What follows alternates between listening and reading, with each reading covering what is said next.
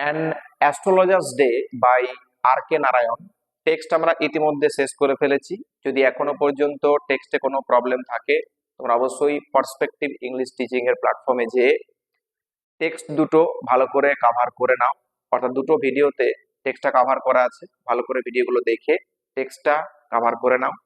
আমাদেরকে এগিয়ে যেতে হবে, আমাদেরকে পিছিয়ে থাকলে চলবে না, কারণ আমাদের জন্য ওয়েট করছে একটা বড় সিলেবাস। আর আমাদের জন্য পরীক্ষার পদ্ধতি তো এমসিকিউ পদ্ধতি, আর এমসিকিউ পদ্ধতিতে যদি আমরা টেক্সট কভার না করি তাহলে সবচেয়ে বেশি সমস্যায় পড়বো। ব্রড কোশ্চেনের ক্ষেত্রে সম্পূর্ণ বিষয়টা আলাদা, কিন্তু যদি আমরা এমসিকিউর জন্য টেক্সটটা কভার না করে থাকি তাহলে কিন্তু খুব সমস্যায় পড়বো। তাই টেক্সট আগে কভার করো, এমসিকিউ তুমি ইতিমধ্যেই পেরে যাবে। আজকের ক্লাস একটা কবিতা নিয়ে, আমাদের সেকেন্ড ক্লাস অর্থাৎ অ্যান অ্যাস্ট্রোলজার্স ডে আমরা দুটো ভিডিওর মাধ্যমে শেষ করেছি। এবার সেকেন্ড টেক্সট একটা কবিতা নিয়ে শুরু করছি। কবিতাটার নাম হচ্ছে, দেখো, the bangle sellers. Bangle sellers, এই কবিতাটা পড়তে গেলে কবিতাটার আউটলাইন সম্পর্কে একটু জেনে নাও, যেটা এমসিকিউ এর জন্য খুব গুরুত্বপূর্ণ। যদি আমাদের সেই ছোটবেলাকার মতো বলা হয় যে ব্যাঙ্গল সেলার অর্থাৎ বাংলায় কি হবে, এই কবিতার বাংলা জানাটা কিন্তু মেন জিনিস নয়। কবিতার মধ্যে লুকিয়ে থাকা বিষয়বস্তুগুলোকে প্রকট করাই হচ্ছে আমাদের কবিতা পড়া। কারণ আমরা উঠে গেছি 11-এ, এবং এই 11-এ সেই ছোটদের মতো কবিতা পড়লে কিন্তু হবে না, ছন্দ মিলিয়ে কবিতা পড়লে হবে না। এখন কিন্তু কবিতার ভাবার্থ, কবিতার এক্সপ্লানেশন দরকার, প্রত্যেকটা ওয়ার্ড, প্রত্যেকটা মিনিং, প্রত্যেকটা লাইনের এক্সপ্লানেশন দরকার। আমি কবিতা পড়তে পড়তে প্রত্যেকটা ওয়ার্ডের মিনিং বলবো, খাতার মধ্যে অবশ্যই নোট ডাউন করে রাখবে। এখন প্রথম থেকে ভালো করে তথ্যটা দেখে নাও।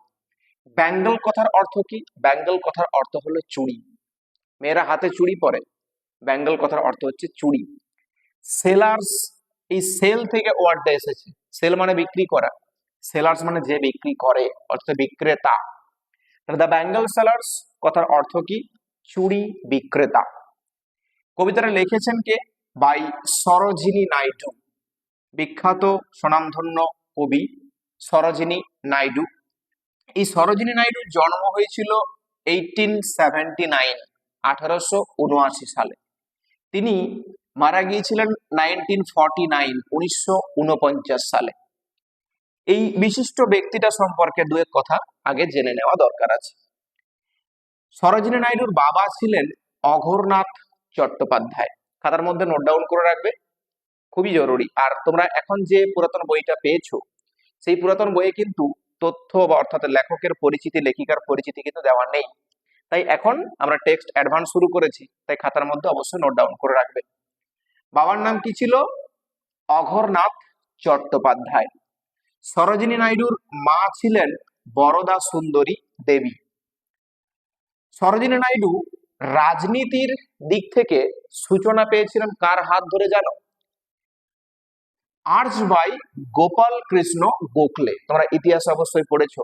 এই গোপাল কৃষ্ণ গোখলের অনুপ্রেরণায় পলিটিক্সে অবদান রেখেছিলেন। সরোজিনী নাইডু ছিলেন স্ট্রিক্ট ফলোয়ার অফ গান্ধীজি, গান্ধীজির একদম স্ট্রিক্ট ফলোয়ার ছিলেন। Next, president of Indian National Congress, একজন মহিলা হিসাবে president of Indian National Congress ছিলেন সরোজিনী নাইডু। এই সরোজিনী নাইডুকে বলা হয় দ্য নাইটেঙ্গেল অফ ইন্ডিয়া আর ইন্ডিয়ান ইয়ার্স। এই দুটো হলো সরোজিনী নাইডুর টাইটেল, TITLE। এই দুটো তার আখ্যান, শিরোনাম। একটা হচ্ছে দ্য নাইটেঙ্গেল অফ ইন্ডিয়া আর ইন্ডিয়ান ইয়ার্স। এটা গেল সরোজিনী নাইডু সম্পর্কে সামান্যতম তথ্য। এবার চলে আসি কবিতার দিক থেকে। কবিতা পড়তে গেলে কবিতার যে জিনিসগুলো সবচেয়ে বেশি জানা প্রয়োজন, সেটা কি? কবিতার সোর্স, এটা কোথা থেকে নেওয়া হয়েছে। যে কবিতা সংকলন থেকে নেওয়া হয়েছে তার নাম হলো দ্য বার্ড অফ টাইম। ভালো করে নোট ডাউন করবে, 1 নম্বরের জন্য MCQ সোর্সটা, দ্য বার্ড অফ টাইম। 2 নম্বর তথ্য কি? পাবলিকেশন। এই পাবলিকেশন ইয়ারটা মনে রাখবে, 1912, 1912 সালে প্রকাশিত হয়েছিল। জনার, জনার কথার অর্থ কি হচ্ছে? রীতি। কোন রীতিতে লেখা? লিরিক্যাল পোয়েম, বাংলায় বলা হয় গীতিধর্মী কবিতা, গীতি কবিতা, লিরিক্যাল পোয়েম। এবার পরের তথ্যটা দেখো, স্টাইল অফ রাইটিং, কোন স্টাইলে লেখা এই কবিতাটি? রাইমিং কাপলেটে লেখা, অর্থাৎ প্রথম লাইনের শেষের ওয়ার্ডের সঙ্গে দ্বিতীয় লাইনের শেষের একটা মিল আছে। তোমরা টেক্সটটা খুলে দেখো, টেক্সটের মধ্যে দেখতে পাবে যে প্রথম লাইনের শেষে দেখো আছে কি বিয়ার, BEAR, তাহলে বিয়ার কে যদি আমরা এ ধরি, তার পরের লাইনের শেষে দেখো ফেয়ার আছে, তাহলে ফেয়ারটাও কি হবে এ। এবার দেখো থার্ড লাইনে ব্রাইট আছে আর ফোর্থ লাইনে লাইট আছে, তাহলে ব্রাইটটাকে যদি আমরা বি ধরি, লাইটটাও আসবে বি। এবার 6 নম্বর লাইনে দেখো আছে কি, সরি 5 নম্বর লাইনে লাইভস আছে, 6 নম্বর লাইনে কি আছে ওয়াইভস, তাহলে এখানে আমরা কি হচ্ছে সি সি। তাহলে রাইম স্কিমটা কি? এই কবিতার রাইম স্কিম হলো AA BB CC। এই কবিতাটা মূলত 4টা স্ট্যানজা নিয়ে। কটা স্ট্যানজা বললাম? স্ট্যানজা, স্ট্যানজা আছে মোট 4টি। প্রত্যেকটা স্ট্যানজাতে 6টা করে লাইন আছে, টোটাল লাইন সংখ্যা হলো তাহলে 24টা। এই পুরো কবিতাটা 24টা লাইনে লেখা, ঠিক আছে? এটা হলো আউটলাইন, এটা কিন্তু খাতার মধ্যে ভালো করে নোট ডাউন করবে। এবার চলে এসো টেক্সটে, প্রত্যেকটা ওয়ার্ড খাতার মধ্যে নোট ডাউন করবে, আমি প্রত্যেকটা লাইন প্রত্যেকটা ওয়ার্ড একদম সহজভাবে বলছি। Bangle sellers are we, bangle sellers are we, who bear our shining loads to the temple fair, who will buy these delicate bright rainbow tinted circles of light, lustrous tokens of radiant lives for happy daughters and happy wives। কিছু বুঝতে পারলাম? কিছুই পারিনি। আচ্ছা বুঝিয়ে দিই। Bengal sellers are we, লাইনটা এভাবে আসার কথা ছিল যে we are bangle sellers, we are bangle sellers, কবিতার মধ্যে রাইমিং কাপলেট তৈরি করার জন্য ঘুরিয়ে দেওয়া হয়েছে। Bangle sellers are we, sellers মানে কি বললাম? সেলার্স মানে বিক্রেতা, সেলার্স মানে বিক্রেতা। তাহলে লাইনটা কি হচ্ছে দেখো, ব্যাঙ্গল সেলার্স আর উই, অর্থাৎ উই আর ব্যাঙ্গল সেলার্স, আমরা হলাম চুড়ি বিক্রেতা। হু, হু মানে হচ্ছে যারা, কি করি? বিয়ার, BEAR, বিয়ার মানে কি? বহন করা, বিয়ার মানে বহন করা, যারা বহন করি, হু বিয়ার, যারা বহন করি, আওয়ার অর্থাৎ আমাদের, ফার্স্ট পারসন ন্যারেশন, আমাদের, shining loads, shining SHINING, shining কথার অর্থ কি? শাইনিং কথার অর্থ হলো ঝলমলে, ঝলমলে, শাইনিং মানে ঝলমলে। লোডস LOADS, লোডস মানে কি? পসরা, লোডস হচ্ছে পসরা। এখানে শাইনিং লোডস কে তোমরা বুঝবে কি? যে ব্যাঙ্গলস, চুড়িগুলোকে বোঝাতে চাইছে। তাহলে আওয়ার শাইনিং লোডস, আমাদের ঝলমলে এই পসরা বহন করে নিয়ে যায় কোনখানে? টু, দিকে বোঝাতে টু ইউজ করা হয় preposition, two the temple fair, temple মানে কি? মন্দির, ফেয়ার মানে হচ্ছে মেলা। লাইন দুটো দেখো, bangle sellers are we who bear our shining loads to the temple fair, আমরাই হলাম সেই চুড়ি বিক্রেতা যারা মন্দিরের মেলাতে এই ঝলমলে পসরা সাজিয়ে নিয়ে যায় বা বয়ে নিয়ে যায়। হু will by, who will by, will buy future indefinite tense, who will by কারা কিনবে বা কে কিনবে? দিজ, এই দিজ মনে আছে নিশ্চয়ই, ডেমনস্ট্রেটিভ অ্যাডজেক্টিভ মনে আছে ইংলিশ গ্রামারে, ডেমনস্ট্রেটিভ, ডেমনস্ট্রেটিভ অ্যাডজেক্টিভ, অ্যাডজেক্টিভ, এই ডেমনস্ট্রেটিভ অ্যাডজেক্টিভ 4টি রয়েছে। দিস, দ্যাট, দিজ, দোজ, হয়েছে? এই দিস কখন ইউজ করা হয়? যখন কাছের একটি তখন দিস, দূরের একটি তখন দ্যাট, কাছের অনেকগুলি দিস আর দূরের অনেকগুলি হচ্ছে দোজ। তাহলে দিস মানে হচ্ছে এই, তাহলে who will buy this delicate, delicate DELICATE, delicate কথার অর্থ কি? ডেলিকেট কথার অর্থ হলো সুন্দর, সুন্দর। আবার বলতে পারো সূক্ষ্ম, সুন্দর বা সূক্ষ্ম, ডেলিকেট। ব্রাইট, ব্রাইট মানে কি উজ্জ্বল। Rainbow tinted, rainbow tinted, rainbow tinted, TINTED। রামধনুর রঙে রাঙানো, রামধনু রঙে রাঙানো। তাহলে who will buy this delicate bright rainbow tinted circles of light. Circles মানে কি CIRCLES, সার্কেলস মানে বৃত্ত, বৃত্ত। অফ লাইট, লাইট মানে কি আলো, এটা জানি নিশ্চয়ই। কি বলছে দেখো, তাহলে কারা কিনবে এই সুন্দর উজ্জ্বল রামধনুর রঙে রাঙানো আলোর বলয়গুলি? এই বৃত্ত বা বলয় বলতে পারো।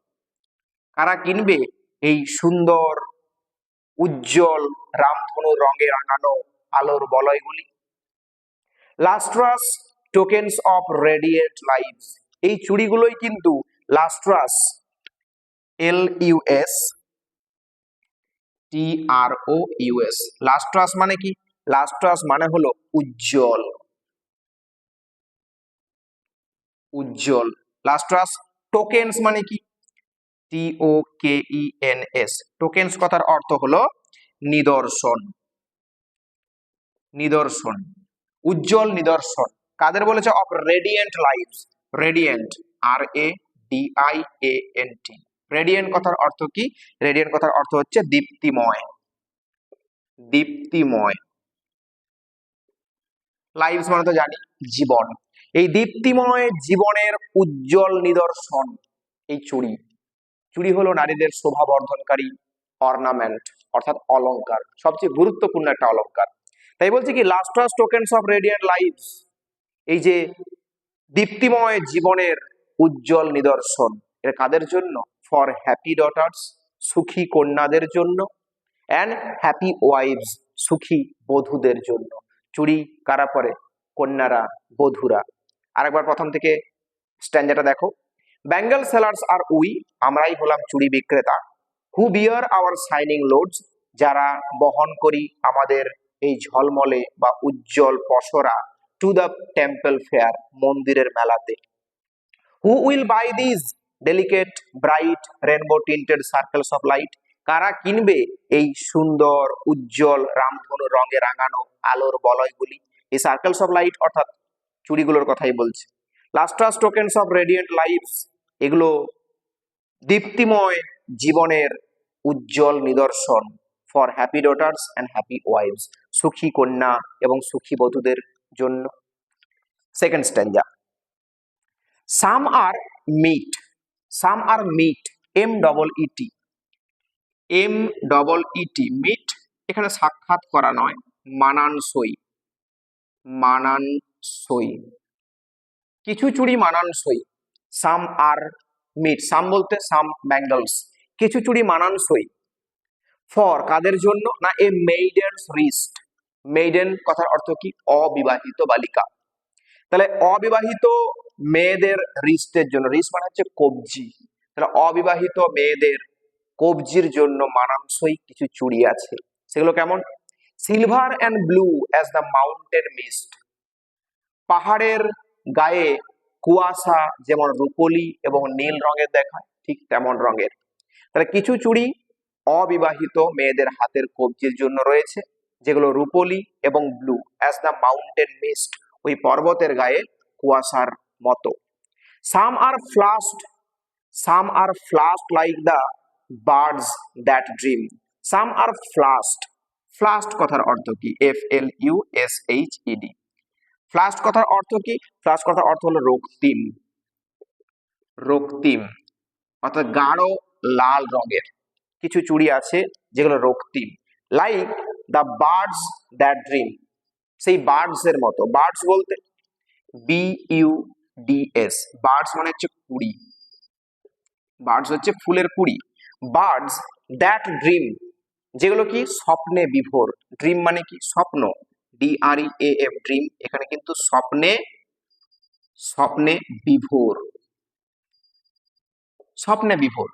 কিছু চুড়ি আছে যেগুলো রক্তিম, যেমন ওই ফুলের কুড়ির মতো, স্বপ্নে বিভোর। On the tranquil brow. Tranquil কথার অর্থ কি? Tranquil, TRANQUIL। ট্র্যাঙ্কুইল হচ্ছে শান্ত। On the tranquil brow. Brow মানে কি? BROW। ব্রো হচ্ছে পল্লব। পল্লব। ট্র্যাঙ্কুইল ব্রো, ব্রো বলা হয়। তাহলে ওই শান্ত পল্লবের মতো। কোথায়? Of a woodland stream. Woodland stream, woodland মানে কি? বন্য, আর স্ট্রিম হচ্ছে জলাধার বা নদী। শান্ত বন্য নদীর কূলে প্রস্ফুটিত হওয়া সেই পাতাদের মতো। শান্ত বনভূমির মানে ধারে যে নদীটা বয়ে যাচ্ছে, সেই শোভাটা এই চুড়ির মধ্যে মানে রয়েছে। সাম আর অ্যাগ্লো। কিছু চুড়ি আছে যেগুলো অ্যাগ্লো। অ্যাগ্লো মানে কি? অ্যাগ্লো মানে হচ্ছে উজ্জ্বল বা ঝলমলে। কিছু চুড়ি আছে যেগুলো অ্যাগ্লো, AGLOW। অ্যাগ্লো মানে হচ্ছে ঝলমলে বা উজ্জ্বল বলতে পারি। কিছু চুড়ি আছে যেগুলো উজ্জ্বল, উইথ দ্য ব্লুম। ব্লুম মানে হচ্ছে প্রস্ফুটিত হওয়া। ব্লুম দ্যাট ক্লিভস, যা বিদীর্ণ করে। কিছু চুড়ি আছে যেগুলো সদ্য প্রস্ফুটিত হওয়া পল্লবের মতো। ওই ব্লুম বলতে কি? BLOOM। ব্লুম মানে প্রস্ফুটিত হওয়া। প্রস্ফুটিত হওয়া। এই দুটো লাইন একটু ভালো করে মিনিংটা ঘুরিয়ে দেখবে, যে কিছু চুড়ি আছে সদ্য প্রস্ফুটিত হওয়া পল্লবের মতো। দ্যাট ক্লিভস। এই ক্লিভস মানে কি? CLEAVES। ক্লিভস মানে বিদীর্ণ করা। বিদীর্ণ করা, বিদীর্ণ করে দেয়। যেটা বিদীর্ণ করে কি না? To the limpid glory. Limpid glory, LIMPID, limpid, GLORY। Limpid গ্লোরির বাংলা হচ্ছে নির্মল গরিমা।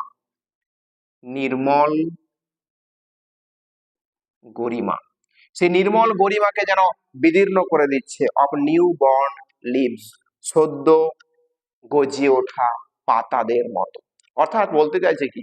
গাছের থেকে সবুজ কচি পাতাটা যখন গজিয়ে ওঠে, যেরকম আভাসটা দেখা যায়, ঠিক তেমনই আভাসের চুড়ি কিন্তু রয়েছে। প্যারাগ্রাফটা আরেকবার দেখো। Some are meet of a maiden's wrist. কিছু চুড়ি আছে যেগুলো অবিবাহিত মেয়েদের হাতের জন্য মানানসই। Silver and blue as the mountain mist. পর্বতের গায়ে কুয়াশার মতো রূপালী এবং নীল রঙের। Some are flushed like the birds that dream. কিছু চুড়ি আছে যেগুলো রক্তিম অর্থাৎ গাঢ় লাল রঙের, যেমন ভাবে প্রস্ফুটিত হয় ফুলের কুড়ি। দ্যাট ড্রিম, যেগুলো স্বপ্নে বিভোর। On the tranquil brow of a woodland stream. ওই শান্ত বন্য নদীর কূলে।